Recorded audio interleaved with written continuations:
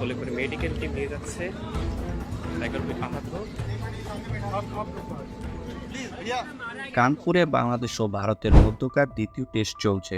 আগে ব্যাট করতে নামা বাংলাদেশ বৃষ্টি বিঘ্নত প্রথম সেশনে 2 উইকেট হারিয়ে 74 রান করে। এরই মধ্যে আসে এক দুঃসংবাদ। দলের আইকন সমর্থক রবি ভারতীয় সমর্থকদের সঙ্গে মারধর করে ভর্তি হয়েছেন হাসপাতালে। তার সঙ্গে ঘটে যাওয়া এই ঘটনা সাড়া ফেলেছে ক্রিকেট মহলে।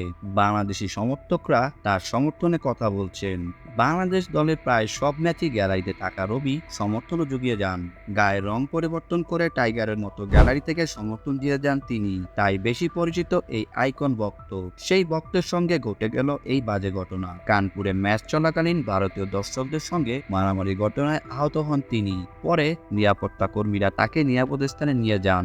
শেষ খবর পাওয়া পর্যন্ত প্রাথমিক চিকিৎসা দিতে হাসপাতালে নেওয়া হয়েছে তাকে। খবর নিয়ে জানা যায় মধ্যাহ্নভোজের বিরতির সময় বৃষ্টি নামতে শুরু করলে গ্যালারির ভিতরের দিকে চলে যান তিনি। তখন স্থানীয় কিছু সমর্থকদের সঙ্গে কথা কাটাকাটি হয় তার। পরে মারধরের ঘটনা ঘটে। এতে আহত হন বাংলাদেশি সেই সমর্থক। পরে পুলিশের সহযোগিতায় উদ্ধার করে হাসপাতালে পাঠানো হয় তাকে।